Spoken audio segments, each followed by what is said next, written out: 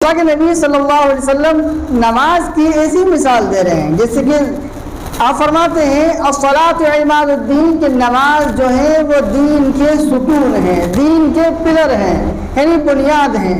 فمن اقامہا اقام الدین ومن ہدمہا ہدم الدین کہ جس نے اس کو قائم کیا، جس نے نماز کو پابندی سے ادا کیا، جس نے اس کو وقت پہ ادا کیا، فمن اقامہا اقام الدین اس نے اپنے دین کو قائم رکھا، ومن ہدمہا ہدم الدین اور جس نے اس کو نہیں پڑھا، اس میں غفلت برتی، اس کو چھوڑ دیا، بغیر کسی عذر کے چھوڑ دیا، فمن ہدمہا ہدم الدین آپ فرماتے ہیں کہ اس نے اپنے دین کو گرا دیا۔ اس حدیث سے ہمیں معلوم چلتا ہے کہ نماز کی دین کے اندر کتنی بڑی اہمیت ہے۔ اگر دین اپنا باقی رکھنا ہے تو نماز کو قائم رکھنا پڑے گا، اگر دین کو گرانا ہے تو نماز چھوڑ دیں۔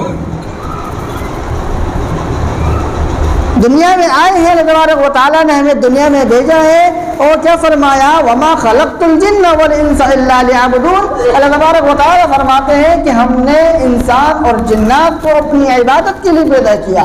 وہ عبادت کون سی عبادت ہے؟ نماز ہے، روزہ ہے، حج ہے، زکوٰۃ ہے۔ چار عبادتیں تو ایسی ہیں اگر زکوٰۃ آپ کے پاس پیسہ موجود ہے، مال والے ہیں تو آپ پہ زکوٰۃ واجب ہے۔ روزہ آپ سفر میں ہیں، روزہ معاف ہے۔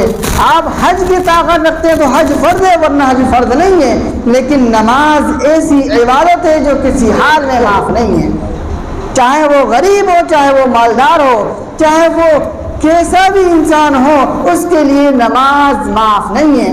کھڑے ہو کے نماز پڑھو، اگر کھڑے ہونے کی طاقت نہیں ہے تو بیٹھ کے پڑھو، بیٹھنے کی طاقت نہیں ہے تو لیٹ کے پڑھو، اگر ہاتھ بھی نہیں ہلا سکتے ہو تو اشارے سے نماز پڑھو، نماز کسی حال میں بھی معاف نہیں ہے۔ آج ہمارا یہ حال ہے، گھر میں چار مہمان آ جائیں یا دوستوں کی مجلس لگی ہوئی ہے یا کسی کام میں مشغول ہیں، اذانیں ہوتی رہتی ہیں، نماز نہیں پڑھتے، سوچتے ہیں بعد میں پڑھ لیں گے۔ ہم نماز کی کوئی فکر ہی نہیں کرتے ہیں۔ آقا صلی اللہ علیہ وسلم جب دنیا سے تشریف لے جا رہے تھے، جب دنیا سے پردہ کر رہے تھے تو آپ کی زبان پر کچھ الفاظ، آپ کے لب مبارک ہل رہے تھے، تو صحابہ اکرام نے اپنے کان کو آپ کے لبوں کی طرف جھکایا اور سنتے ہیں کہ آپ صلی اللہ علیہ وسلم کیا فرما رہے ہیں۔ تو اللہ کے نبی فرماتے ہیں کہ نماز کو کبھی مت چھوڑنا، نماز کو قائم رکھنا، نماز کو قائم رکھنا آپ کا آخری وقت ہے دنیا کا، لیکن آپ نے نماز کی تلقین کی۔ اس بات کی دلیل ہے کہ نماز کی کتنی اہمیت ہوگی۔ ربیع الاول کا مہینہ چل رہا ہے، اس مہینے میں آقا صلی اللہ علیہ وسلم کی پیدائش ہوئی ہے، بڑا مبارک مہینہ ہے۔ ہم حضور سے محبت بھی کرتے ہیں اور اپنے محبت کا دعویٰ بھی بھرتے ہیں، آپ کی سنتوں پر عمل بھی کرتے ہیں۔ آپ جس طرح لوگوں سے ملاقات کرتے تھے، آپ کس طرح دسترخوان میں کھانا کھایا کرتے تھے، پانی کس طرح پیا کرتے تھے، ہم سب استعمال کرتے ہیں۔ ہم آقا سے محبت کا دعویٰ بھرتے ہیں لیکن ان کی سنتوں پر عمل نہیں کرتے۔ آپ صلی اللہ علیہ وسلم آخری وقت میں کیا فرماتے ہیں کہ نماز کو قائم رکھنا، نماز نہ چھوڑنا۔ آپ اپنے اندر جھانک کے دیکھیں کہ ہم کتنی نمازیں پڑھتے ہیں۔ 100 میں سے 80% وہ لوگ ہیں جو پابندی سے نماز نہیں پڑھتے۔ بعض لوگ ہیں جو نماز کو پڑھتے تو ہیں لیکن وقت پہ نہیں پڑھتے، دنیا کے کام ان کے نزدیک سب سے اعلیٰ ہے، الفا ہے، لیکن نماز نہیں ہے۔ اور یہی وجہ ہے ہماری پریشانی کی، ہماری مصیبت کی، ہماری تکلیف کی۔ آئے دن ہمارے گھر میں کوئی نہ کوئی بیمار رہتا ہے، کبھی سرکار، کبھی حکومت ہم پہ ظلم کر رہی ہے، کبھی کوئی پریشان کر رہا ہے۔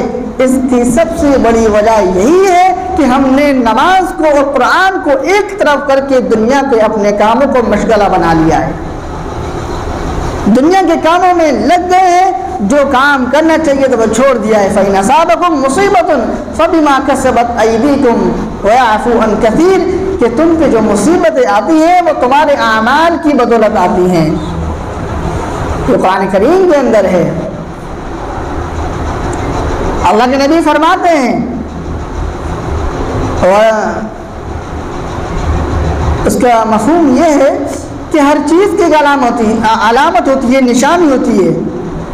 آپ کسی قوم میں جائیں گے، جو سکھ کی قوم ہے، ان کی نشانی ان کی پگڑی ہے۔ آپ کسی قوم میں جائیں گے تو اس کی ہر ایک قوم کی ہر ایک چیز کی ایک نشانی ہوتی ہے۔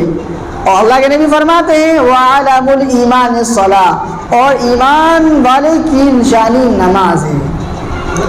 اگر ایمان والے ہیں، اگر آپ کے اندر، ہمارے اندر ایمان کی قوت، ایمان کا چراغ باقی ہے، تو اس کی نشانی یہ ہے کہ ہم نماز والے ہیں، کہ نماز پڑھیں گے تو ہماری نشانی باقی ہے۔ اگر نماز پڑھنا چھوڑ دی، اگر ہم نے دنیا کے کاموں کو ترجیح دے دی، آپ مثال کے طور پر کسی ایسی جگہ ہیں کہ جہاں چاروں طرف غیر ایمان والے ہیں، اور اذان کا وقت ہو گیا، اذان ہو گئی، اگر آپ نماز پڑھنے نہیں جائیں گے تو آپ کو کوئی ایمان والا نہیں کہے گا، وہ سوچے گا یہ بھی ہماری طرح ہے۔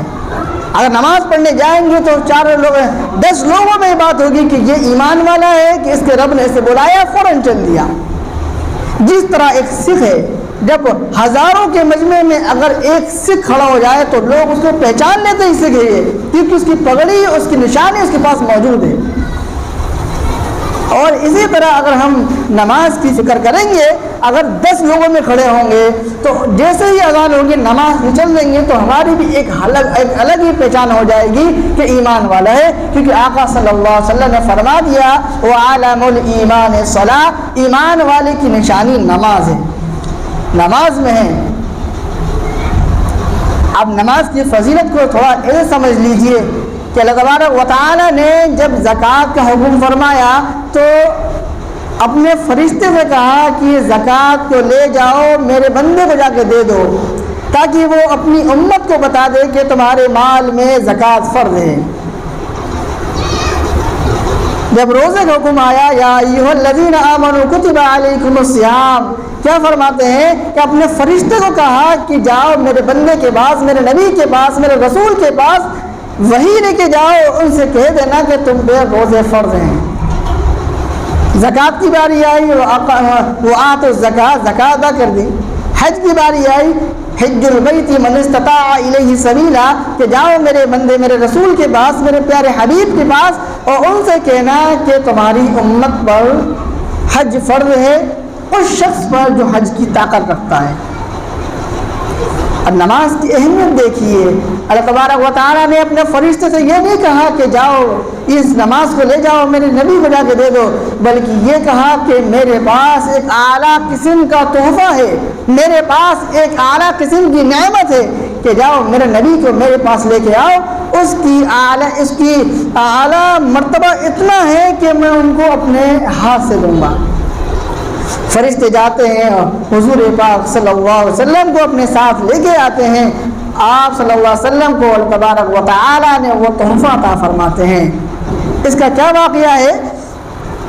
آپ صلی اللہ علیہ وسلم جب مکے کے اندر دین کی تبلیغ کر رہے تھے، تب اللہ تبارک و تعالیٰ نے آپ کو حکم فرمایا کہ میری دین کی تبلیغ کرو، لوگوں میں بتاؤ کہ میری وحدانیت کے سوا کوئی نہیں ہے، میرے معبود کے سوا کوئی نہیں ہے، کہ جو تم لوگ بتوں کو پوجا کرتے ہو یہ تمہارے کسی کام آنے والے نہیں ہیں، میں ہی مارنے والا ہوں، میں ہی زندہ کرنے والا ہوں، میں ہی روزی دینے والا ہوں، ہر چیز، ہر خوشی اور غم میں ہی کام آنے والا ہوں۔ تو اللہ کے نبی صلی اللہ علیہ وسلم اللہ کے دین کی تبلیغ مکہ مکرمہ میں کر رہے تھے، پھر آپ کو حکم ہوا کہ آپ طائف جائیں۔ طائف ایک شہر کا نام ہے، آپ علیہ الصلاۃ والسلام طائف گئے اور وہاں کے لوگوں کو دین کی دعوت دی۔ جیسے ہی وہاں کے بادشاہ کو دین کی دعوت دی تو وہ اس نے جھٹلا دیا اور وہاں کے نوجوانوں کو حکم دے دیا کہ آپ علیہ الصلاۃ والسلام کو پریشان کریں، آپ کے اوپر پتھر برسائیں۔ حضور پاک صلی اللہ علیہ وسلم طائف سے لوٹ رہے ہیں، نوجوان آپ کے اوپر پتھر برسا رہے، آپ لہو لہان ہو گئے۔ اللہ تبارک و تعالیٰ کی محبت جوش میں آئی اور فوراً فرشتے حکم دیتے ہیں اور کہتے ہیں کہ جاؤ میرے بندے، میرے حبیب سے پوچھو کہ اگر تم حکم کرو تو ان شہر والوں کو 2 پہاڑوں کے بیچ میں دبا کے ختم نیست و نابود کر دیں۔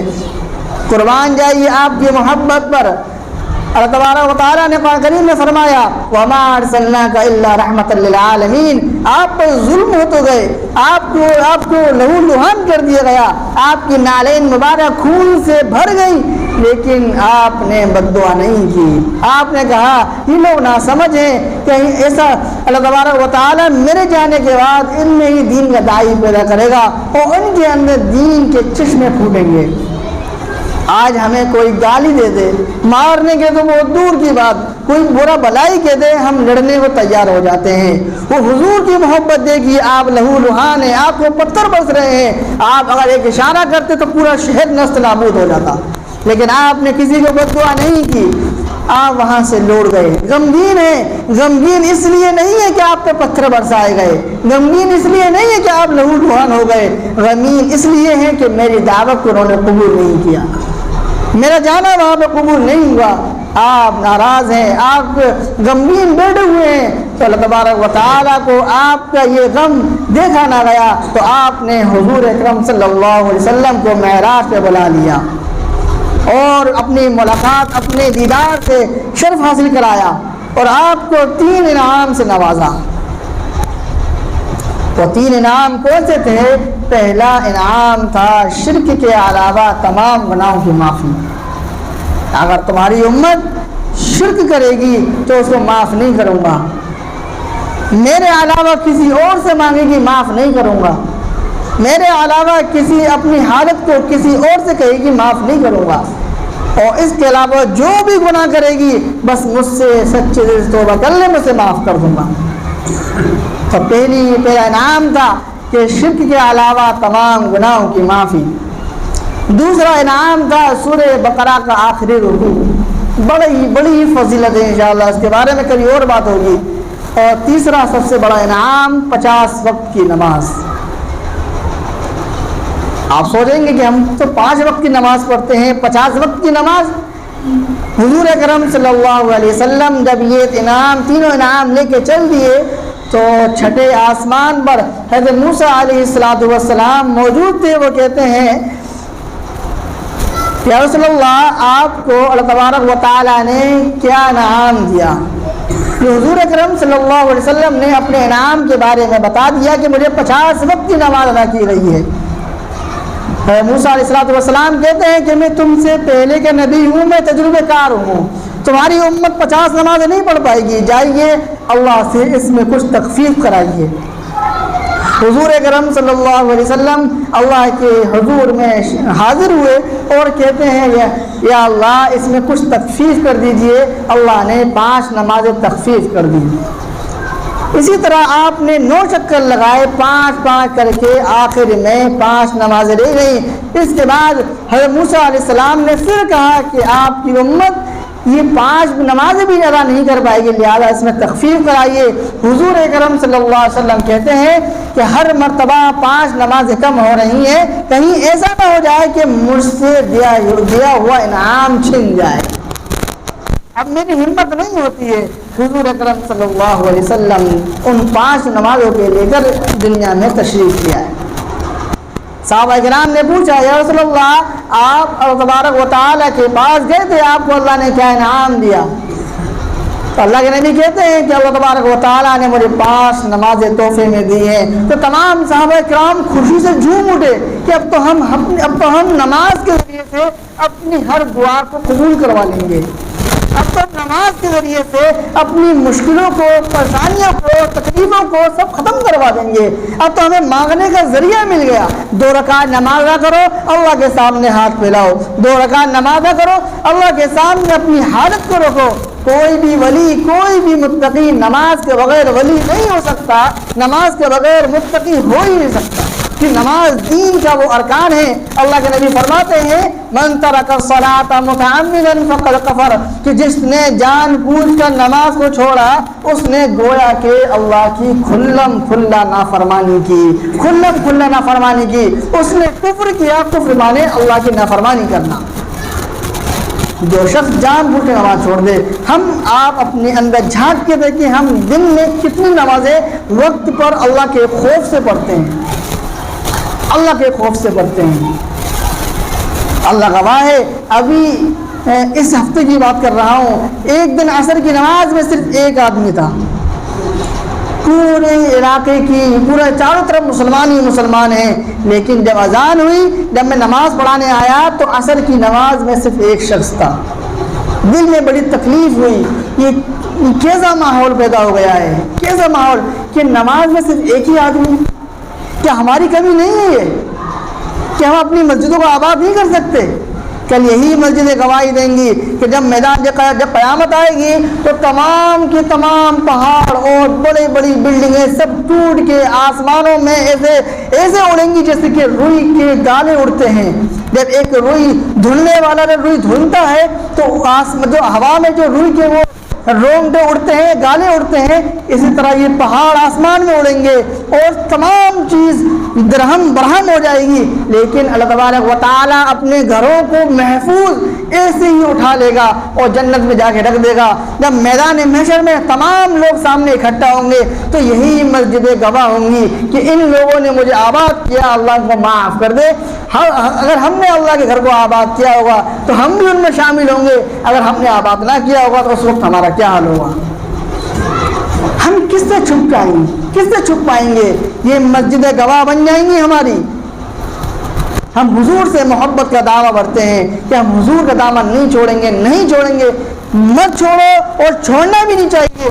جب تک سانس باقی ہے حضور کا دامن پکڑے رہیں گے، لیکن کیسے پکڑیں گے؟ اللہ کے نبی فرماتے ہیں قرۃ عینی فی الصلاۃ، کہ میری آنکھوں کی ٹھنڈک نماز میں ہے۔ ہم حضور سے محبت کرتے ہیں لیکن حضور نے جس کام کے حکم دیا ہم وہ چھوڑے ہوئے ہیں۔ اس لیے اللہ نے ہمیں تحفہ دیا ہے، اللہ نے جتنی عبادتیں ہم پہ فرض کی ہیں، چاہے نماز ہو، روزہ ہو، حج ہو، زکوٰۃ ہو، صدقہ ہو، خیرات ہو، درود ہو، جتنی بھی عبادتیں ہم پہ فرض کی ہیں، سب سے اہم عبادت نماز ہے، وہ کسی حال میں معاف نہیں۔ اس لیے آپ تمام حضرات سے درخواست ہے کہ نماز کی فکر کریں، اپنے دنیا کے کاموں کو ادھر سے ادھر کر لیں لیکن نماز کی فکر کریں۔ معلوم نہیں آنکھیں کب بند ہو جائیں، معلوم نہیں یہ سانس چل رہی ہے، ہم نہیں جانتے ہیں، آپ نہیں جانتے ہیں کہ ایک سانس کے بعد دوسری سانس آئے گی کیا نہیں آئے گی۔ رات میں جب سوتے ہیں معلوم نہیں کہ صبح کھلے گی یا نہیں کھلے گی۔ اس لیے نماز کی فکر کریں، نماز کا وقت ہو فوراً مسجد آ جائیں، نماز کا وقت ہو مسجد آنے کی طاقت نہیں ہے تو گھر میں پڑھیں، اٹھنے کی طاقت نہیں بیٹھ کے پڑھیں، لیٹ کے پڑھیں، نماز نہیں چھوڑیں۔ نماز سب سے اہم چیز ہے اور نماز کے بغیر ساری زندگی بیکار ہے۔ اللہ تبارک و تعالی ہم سب کو کہنے سننے سے زیادہ عمل کرنے کی توفیق عطا فرمائے۔